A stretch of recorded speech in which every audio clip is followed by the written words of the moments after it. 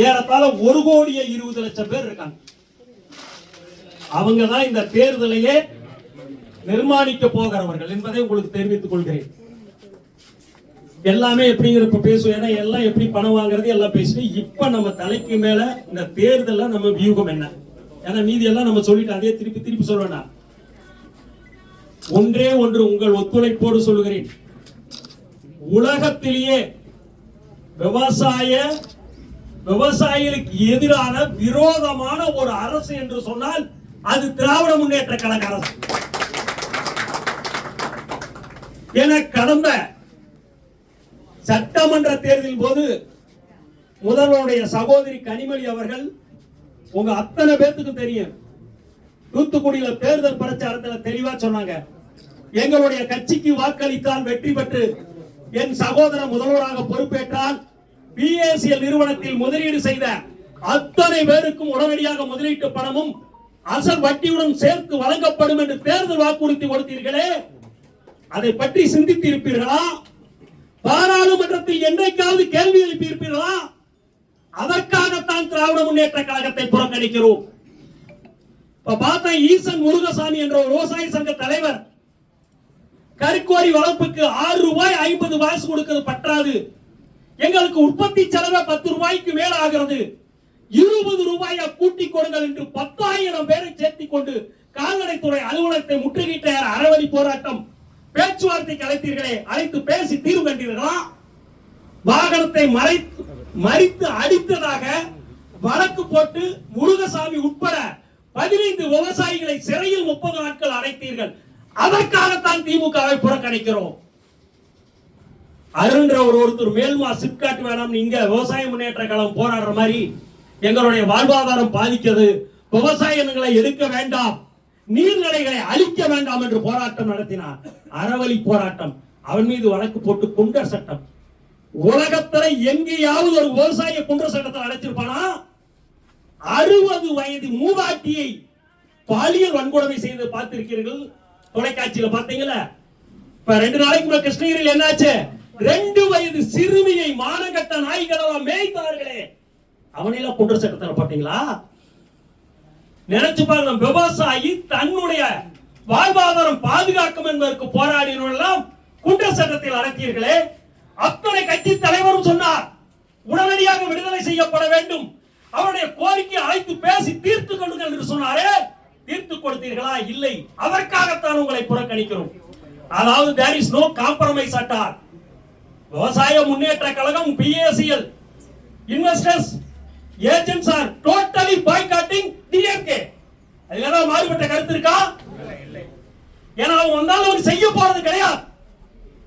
இப்ப நண்பர்கள்லாம் சொன்னாங்க, அத விட்டுட்டீங்கன்னா எப்பவுமே கோரிக்கை யாருகிட்ட கொடுக்கணும்? ஒரு ஆட்சிக்கு வரவதற்கான வாய்ப்பு உள்ளவரோட தான் தெரிவிக்க முடியும். இன்னைக்கு அப்படி இருக்கப்ப பாத்தீங்கன்னா அனைத்து இந்திய அண்ணா முன்னேற்ற கழகத்தில் ஒரு கூட்டணி, விஜய் தலைமையில் ஒரு கூட்டணி, இது 2 தான் யாரு ஆட்சியில போற சூழ்நிலை இருக்காங்க. இன்னைக்கு அதிமுகவோட கூட்டணியில் மத்தியில் ஆளுகின்ற பாரதிய ஜனதா கட்சி இருக்கு. 3 முறை தொடர்ந்து ஆட்சிக்கு வந்துள்ளார்கள். இந்த பிரச்சனையை தீர்க்கணும் அவங்க கவனத்துக்கு போனா தான் முடியும், அவர்கள் மனது வைத்தால் தான் முடியும். வெற்றி பெறுவதற்கான வாய்ப்புகளும் அவர்கள் இருக்கிறது தெரிகிறது. மேலும் எடப்பாடி பழனிசாமி அவர்கள் ஏதோ நான் சார்ந்த சமுதாயத்திற்காக பேசுறேன் என்று கிடையவே கிடையாது. விவசாயிகளுக்கு என்னவெல்லாம் செய்தார் என்று அனைவரும் அறிவீர்கள். அத்திக்கடவு அவிநாசி திட்டம் காமராஜர் முதல் கனவு கண்ட திட்டம். ஆனால் அவரால் தான் அது நிறைவேற்றப்படுவதற்காக நிதி ஒதுக்கீடு செய்து வேலையை ஆரம்பித்தார். இன்றைய அரசு அதை கூட கிடப்புல போட்டாங்க. பல்வேறு திட்டங்கள், உலகத்திலே விவசாயிகள் நினைத்து பார்க்க முடியாத குடிமராமத்துன்னு ஒரு திட்டத்தை கொண்டாந்தார். அது விவசாய குடும்பத்தில் பிறந்தனாலதான் அது உதித்து. இன்னைக்கு அது எவ்வளவு பெரிய வளர்ச்சி தெரியுமா? நாடு பூரா இந்த சிப்காட் வேண்டாங்கிறான். என் நண்பர் பேசுறப்ப சொன்னார், 1 சதுர அடி இடத்தை கூட ஸ்டாலின் அரசு விவசாயிகள் ஒப்புதல் இல்லாம எடுக்க மாட்டேனார். இப்ப இதெல்லாம் எங்களை கேட்டுக்கிட்டு தான் இருந்தீங்களா? வேண்டாம்னு தானே போராடுறோம். விவசாயிகள் விரும்பாத திட்டத்தை செயல்படுத்த மாட்டோம்னு சொன்னீங்களே, எங்களுடைய வாழ்வாதாரமே இதுதான் சொன்னவே, சிப்காட் திட்டத்தை கைவிட்டீர்களா? அதான் உங்களை புறக்கணிக்கிறோம். எல்லா விஷயத்திலுமே விவசாயிகளுக்கு ஒட்டுமொத்தமாக இருக்கிறார்கள் எதிர்ப்பாக. இப்ப நாம இன்னைக்கு நம்மளுடைய பணத்தை பெறுவதற்கான வழி என்னன்னா, முதற்கட்டமாக அருமை சகோதரர் பொதுச் செயலாளர் பாலசுப்ரமணி, பிஎஸ்சி பண மீட்பு போராட்ட குழுவுடைய தலைவர் ரவிச்சந்திரன் ஐயா, நம்முடைய ஐயப்பன் உட்பட 5 பேர் கொண்ட ஒரு குழு அமைக்கிறோம். அவர்கள் ஒரு சில தினங்களில் தமிழகத்தினுடைய முன்னாள் முதல்வர், இன்றைய எதிர்க்கட்சி தலைவர் மாண்புமிகு எடப்பாடி பழனிசாமி அவர்களை நேரில் சந்தித்து பிஎஸ்சிஎல் முதலீட்டாளருடைய நீண்ட நாள் கோரிக்கை உச்சநீதிமன்றம் 2014 தீர்ப்பளித்தும் இன்னும் வழங்கப்படாமல் நிலுவையில் உள்ளதால் விரைந்து அந்த பணத்தை பெற்றுத்தர அனைத்து நடவடிக்கையும் எடுக்கப்படும் என்று உறுதி கூறி தேர்தல் அறிவிப்பு வெளியிட வேண்டும். அப்படி தேர்தல் அறிவிப்பு வெளியிட்டால் விவசாய முன்னேற்ற கழகம் மற்றும் நம்மோடு இங்கு இருக்கின்ற தமிழகத்தில் இருக்கின்ற 1 கோடி களப்பணியாளர்கள் அனைத்து மாவட்டங்களில் இருக்கிறார்கள். ஒரு மாவட்டத்துக்கு பாத்தீங்கன்னா ஆவரேஜ் 30,000 ஓட்டு இருக்கு. நல்லா நினைச்சு பாருங்க.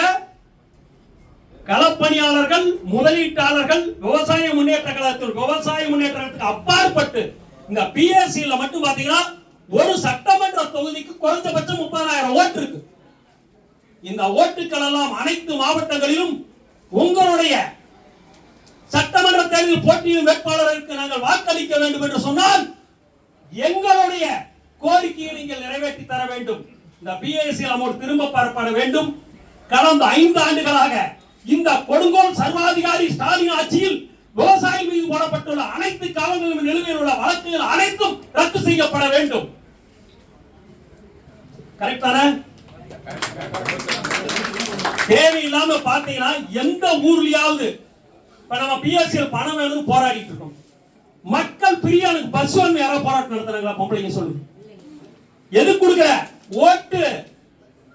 ஆட்சி பிடிக்கணும், கொள்ளை அடிக்கணும், மக்களை பாதாளத்தில் அடியோ அழிக்கணும், தள்ளிங்கிறதா. இன்னைக்கு 5,000 ரூபாய் போட்டீங்களா? அவர் சொன்னார் 3,000 ரூபாய் டாஸ்மார்க் போயிடுச்சு, 2,000 ரூபாய் வீட்டுக்கு அறிக்கை கொடுத்துட்டேன். என்ன பிரயோஜனம்? இந்த 49,000 கோடிய நீங்க நினைச்சா திருப்பி கொடுக்க முடியாது. அன்னைக்கு எல்லாருமே அரசுல ஏதோ வீண் செலவலாம். இப்ப நாங்க என்ன கேட்கிறோம்? விவசாயத்துக்கு தேவையான உரங்களை எல்லாம் இலவசமா மக்களுக்கு கட்டணம் இல்லாம கொடுத்தா விவசாயி பிழைப்பான். விவசாயி நல்லா இருந்தா தான் வயிறார சாப்பிட முடியும் சொல்லுவாங்களே. விவசாயி சேற்றில் காலை வைத்தா தான் நீங்க எல்லாம் சோத்துல கையை வைக்க முடியுமா? நீங்க ஆனா விவசாயத்தை அழிச்சுக்கிட்டு இருக்கீங்களே. எம்.எஸ். சாமிநாதன் கமிட்டி பரிந்துரை, விவசாயிகளுடைய விளைபொருளுக்கு குறைந்தபட்ச ஆதார விலை நிர்ணயம் செய்யப்படும். எம்எஸ்பி அதுக்கு நீங்க மத்திய அரசு எடுத்து போராடுனீங்களா? எதை கேட்டாலும் மத்திய அரசு கொடுக்கல. அதாவது கணவனும் மனைவியும் ஒருவருக்கு பிரச்சனை இருந்தா ஒரு விட்டு கொடுத்து குடும்பம் ஒன்றாக நடத்தினா அந்த குடும்பம் உருப்படியாகும். அப்ப மத்திய அரசு கூட நீ ஒன்னா போனா தானே எல்லாம் திட்டம் வரும். நீ எப்ப பார்த்தாலும் மத்திய அரசையே எழுத்துக்கிட்டு இருந்தீங்கன்னா எப்படி உணர முடியும்? எப்ப பார்த்தாலும் சிறுபான்மைக்கு பாதுகாப்பு, இந்துக்கள் 80% பேர் இந்துக்கள் இருக்க இந்திய தேசம்னு ஆகி போச்சு. இப்ப நாங்க அதுக்காக மைனாரிட்டி விரட்ட போகல. அவங்களுக்கு உண்டான பாதுகாப்பு எல்லா இடத்துலயும் கொடுத்துக்கிட்டு தான் இருக்கான். நீ இதையே ஒரு சிறுபான்மை ஓட்டை வாங்கறதுக்காக ஒட்டுமொத்தமா பாய்ச்சிக்கிட்டு இருக்க. கரூர்ல இனாம் நலம் மத்தமா அணிவங்கெல்லாம் பார்த்தீங்கன்னா இனாம் நலமே உழுதுகிட்டு இருக்க விவசாயிக்கு தந்தோம்னு பட்டா போட்டு கொடுத்துட்டான். கரூர் மாவட்டத்தில் எல்லாம் வீடு கட்டி பல ஆண்டு குடியிருக்கிறான். உயர் நீதிமன்ற தீர்ப்படைச்சிட்டு வெளியே கொண்டு 1000 போலீஸ் நிறுத்தி அவங்கள பூரா வீட்டோட புலவுட்டியெல்லாம் தூக்கி ஓட வச்சீங்கல்ல. திருப்பரங்குன்றத்தில் அதே உயர் நீதிமன்றம் தான் தீர்ப்பு சொல்லிச்சு. தீபத்தூள்ல தீபம் ஏத்தணும்னு அதை நீங்க எங்க மாட்டிக்கிறீங்க. இங்க உயர் நீதிமன்ற தீர்ப்பை நடைமுறைப்படுத்தணும், அங்க ஆளக்கூட. இதுதான் மக்கள் விரோத அரசுன்னு சொல்றோம். அதனால அவங்க கிட்ட போய் நம்ம இந்த தீர்மானத்தை கொடுத்து இது நிறைவேற்றி தருவான்னு சொல்றத ஒரு மோசம் எதுவும் கிடையாது. எல்லாரோட பச்சையா சொல்றேன், எந்த ஒரு விவசாயி திராவிட முன்னேற்ற கழகத்துக்கு வாக்களிக்கலாம் என்று நினைத்தாலும் அவன் தற்கொலை செய்ததுக்கு சமந்தான். இன்னும் நம்மள வாழ்வை அழிச்சு கொண்டான். இதுல மாறுபட்டு கருத்து இருந்தாலும் சரி, உங்களுக்கு எனக்கு அதை பத்தி கவலை. ஏன்னா எங்க நம்பி வந்துட்டீங்க, நல்லதான் சொல்லணும். ஒரு டாக்டர் கிட்ட போறீங்கன்னு வச்சுக்க, கசப்பு மருந்து கொடுத்தா நீங்க குடிக்க மாட்டேன்றது டாக்டர் மருந்து மாற்ற மாட்டார். அது மாதிரி எங்க நம்பி வந்துட்டீங்க. கடைசியில் 1 பைசா இதுல போட்டவங்களுக்கு கூட கிடைக்கிற வரைக்கும் போராடாம ஓய மாட்டோம்னு சொல்லிடுவோம். அதனாலதான் உள்ளதை கூட யதார்த்தத்தை சொல்றோம். எனவே இப்ப நம்முடைய தேவை என்னன்னா, எடப்பாடி பழனிசாமி தலைமையிலான இந்த கூட்டணி அணுகி அவரை நேரில் சந்தித்து பாரதிய ஜனதா அரசுடன் பேசி உடனடியாக நம்மளுடைய இந்த பணத்தை பெற்று தருவதற்கு நடவடிக்கை எடுக்கப்பட வேண்டும். நம்முடைய விவசாயிகளுடைய இந்த பிரதான கோரிக்கைகள் நிறைவேற்றும் என்று உறுதிமொழி கொடுக்கப்பட வேண்டும். தேவைப்பட்டால் எங்களுக்கு இப்ப சொன்னார் பெரியார் ஒரு இயக்கமா திராவிடம் நடத்திட்டு வந்தார். அண்ணா என்ன சொன்னாரு, ஆட்சி அதிகாரம் நம்ம இருந்தா தான் நம்ம நினைச்ச மக்களுக்கு செய்ய முடியும், இயக்கமா இருந்தா செய்ய முடியாது. அரசியல் கட்சியா திமுக ஆரம்பிச்சார். இப்ப தினசரி போராடிக்கிட்டே இருக்கோம். ஏன் நம்ம யாரோ ஒரு ராமசாமி குப்புசாமி சட்டமன்றத்துக்கு செல்ல வாய்ப்பு இருந்தா போகட்டுமே. அதே எடப்பாடி பழனிசாமியிடம் 234 தொகுதியில் நாமக்கல் ஒரு தொகுதி மட்டும் விவசாய முன்னேற்ற கழகத்தின் சார்பாக போட்டியிடுவதற்கு வாய்ப்பு அளித்தால் மீது 233 தொகுதியில் உங்களுடைய வேட்பாளர் வெற்றிக்காக 1 கோடி முதலீட்டாளர்கள் விவசாய முன்னேற்ற கழகம் துணை நிற்கும் வாக்களிப்போம் என்ற கோரிக்கை வைக்கலாம் என்று இருக்கிறோம். சரிதானே? இப்ப இது வரைக்கும் வந்துட்டு முக்கா கிணறு தாண்டி அடுத்தது அவரும் இந்த கோரிக்கை ஏத்துக்கலைன்னு வச்சு பாயிண்ட்க்கு போகணும். நாங்க இதெல்லாம் செஞ்சு கொடுக்க முடியாது, இந்த கோரிக்கையெல்லாம் ஏத்துக்க முடியாது, நாங்க பிஜேபி பேச முடியாது நாளைக்கு சொல்றாங்கன்னு வச்சுக்க. அப்ப நாம என்ன நிலையெடுக்கணும்?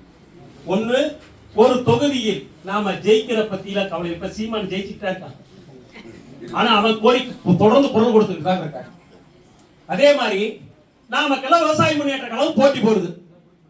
நாளைக்கு நம்மளால ஆனது ஒரு 10-30,000 ஓட்டு வாங்கி நம்மளாலதான் இவன் தோத்தானா அப்ப நம்மளை பார்த்து பயப்படுவான்ல. இந்த பிஎஸ்எல் களப்பணியாளருக்கு ஆதரவாக இருந்திருந்தால், விவசாய முன்னேற்ற கழகம் ஆதரித்திருந்தால் வெற்றி பெற்றிருப்போம். நூலில் தவறி விட்டோமே அப்படின்னு நினைப்பல்ல. ஒரு எம்எல்ஏ இல்லாம ஆட்சி அமைக்க முடியாதுன்ற சூழ்நிலை உருவாயிருக்குது இல்ல, கரெக்ட் தானே? அதுக்காக தான் ஜெயிக்கணுங்கிற கூட இல்லை. அந்த நிலைமை அவரும் ஏற்றுக்கொள்ளவில்லை என்று சொன்னால் காலத்தின் கட்டாயம் விவசாய முன்னேற்ற கழகம் நம்மளுடைய ஆதரவோடு நாமக்கல் ஒரு தொகுதியில் மட்டும் அரசுக்கு நம்ம எதிர்ப்பை காட்டுகின்ற வகையில் நம் கோரிக்கையை உணர்ந்து இனிமேலாவது முடித்து கொடுக்க வேண்டும் என்று நம்பிக்கை வருவதற்காக காலத்தின் கட்டாயம் போட்டியிடுகிறோம். மற்ற தொகுதியில் ஒன்று தேர்தலை புறக்கணிப்பதா நோட்டாவுக்கு வாக்களிப்பா என்பதை உங்கள் அனைவரும் ஒரு ஜூம் மீட்டிங் வைக்கிறோம். 2 நாள் இதை தெரிஞ்சுக்கிட்டு வந்து எல்லாத்தையும் வாட்ஸ்அப்ல போற குழுக்களை பெருவாரியா நீங்க என்ன சொல்றீங்களோ அந்த கருத்தின் அடிப்படையில் முடிவு செய்யும். கரெக்ட் தானே? இந்த திமுக பத்தி ஒரு சொல்லியும் நம்ம பொதுச்சாளர் சொன்னதுக்கான ஒரே ஒரு கருத்து. எங்க ஊர்ல இந்த பத்திரிகையோட துறை நண்பர்களா இருக்காங்களா?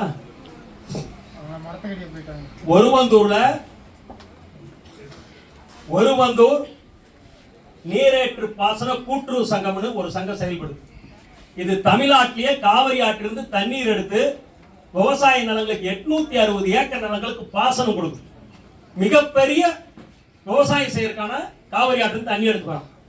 கூட்டுறவு நிறுவனம் அரசை சார்ந்தது. இதுக்கு கடந்த 10 ஆண்டு காலம் நான் அந்த நீரேற்று பாசன சங்கத்தினுடைய தலைவராக செயல்பட்டேன். இந்த சங்கத்துல 1960ஆம் ஆண்டு ஆரம்பிக்கப்பட்ட சங்கம். பைப் லைன் எல்லாம் பழுதாகி போச்சு, தொட்டி எல்லாம் இடிந்து விழுகின்ற சூழ்நிலை இருக்கு. தொட்டியெல்லாம் புதுசு கட்டணும், புதுப்பிக்கணும். விஞ்ஞான ஊழல் திமுக சொல்லுவாங்கல்ல, அது அங்க நடக்குது. தொட்டிக்கு என்ன பண்றியா, 25 லட்சம் ரூபாய் பழுது பார்க்கணும்னு ஒரு 50 தொட்டிக்கு முதல் கட்டமா ஒதுக்கி பிளைவுட் இருக்குல்ல, அதை கொண்டு தொட்டில வச்சு முடிக்கிறதாம். உலகத்துல கேள்விப்பட்டிருப்பீங்களா ஐயா? ஒரு தண்ணி தொட்டியில பிளைவுட்டை வச்சு முடிக்கப்பட்டா தண்ணி நின்று போயிருமா?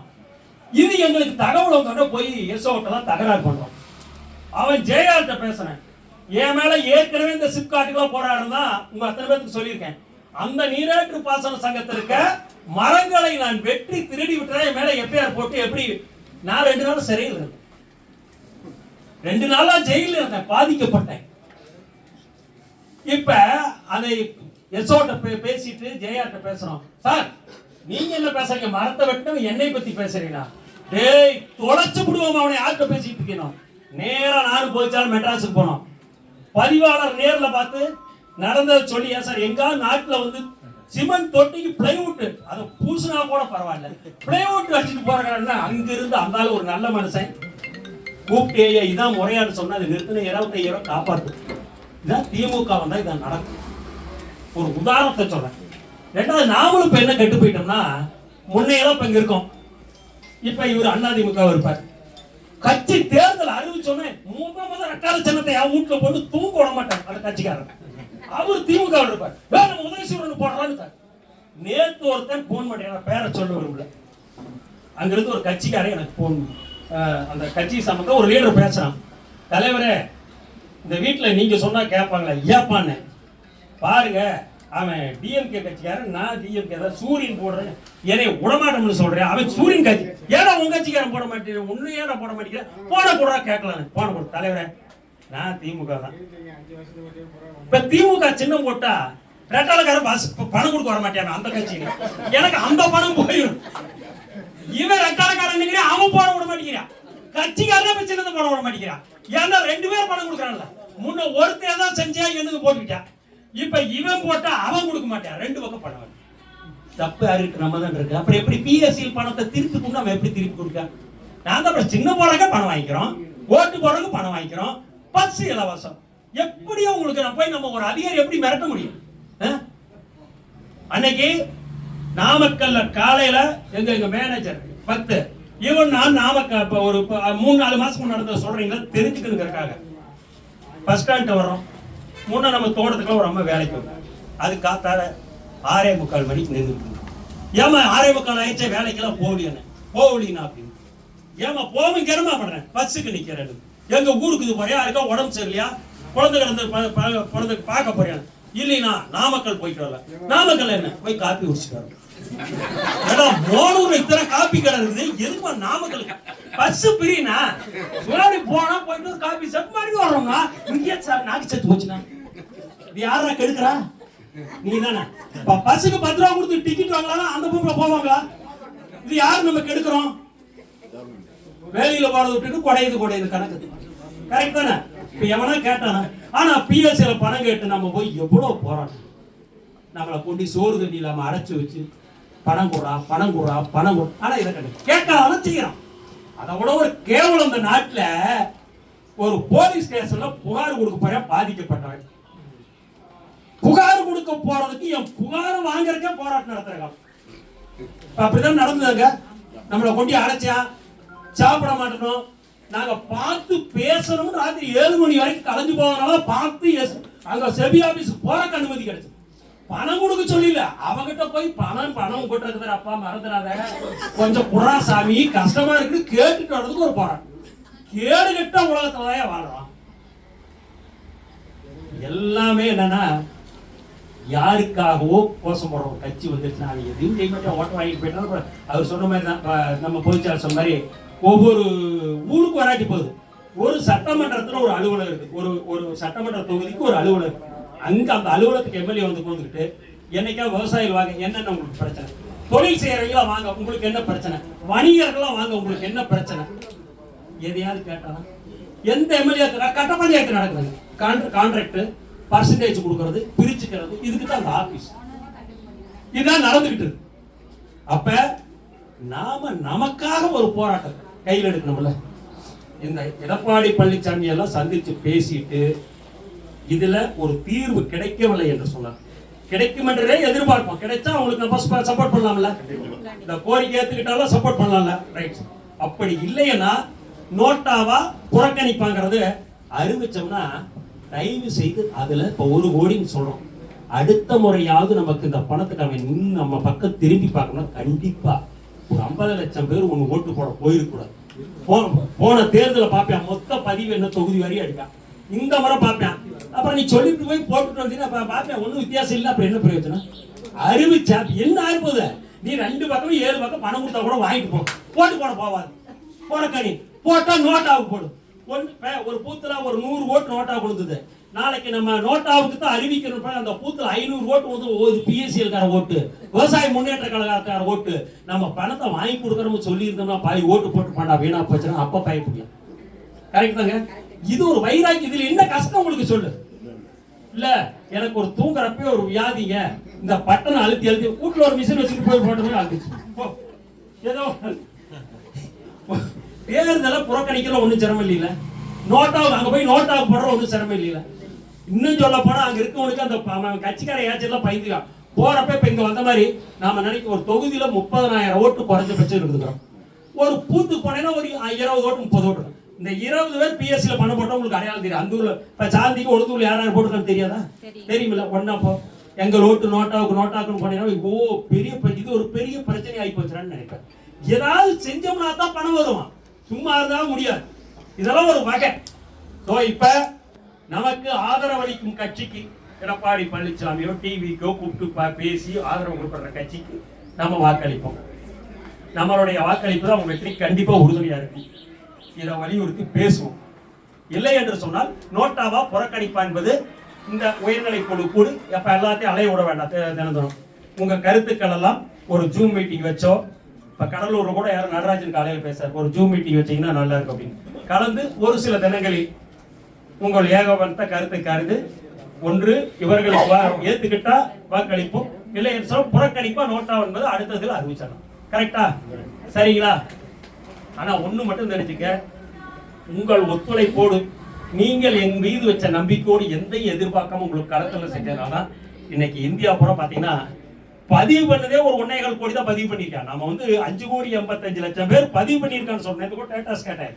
பதிவு நிறைய பதிவு பண்ணாமே இருக்கு. இப்போ 1 தான் பண்ணிருக்கேன். அதுல ஒரு 35 லட்சத்துக்கு இப்ப நம்ம இந்த 2-3 கடைசியா ராஜரத்ன போராட்டத்துக்கு பிறகு 35 லட்சம் பேருக்கு பணம் அனுப்பியிருக்கு. அது முழுவதும் அனுப்பப்படவில்லை. விரைந்து அனைவருக்கும் அனுப்பப்பட வேண்டும். நீங்க என்ன இந்த மாதிரி லேண்ட் அலாட்மெண்ட் கேஸ் கொடுத்தவங்க நோனு மாத்தி கொடுக்கறதா அவங்க அந்த சண்முகோடி அவங்க இதெல்லாம் கோவை குரூப்ல பார்த்தா அவங்க நீட்டா ஒரு ஆபீஸ் போட்டு வட வழியா நம்ம 2-3 பேர் என்ன கேட்டாங்க, சந்தை கிளியரா சொன்னாங்க, மறுபடியும் நிவர்த்தி பண்ணு, அது மாதிரி எல்லாம் ஹெல்ப் பண்ணுங்க ஒருத்தருக்கு ஒருத்தர்.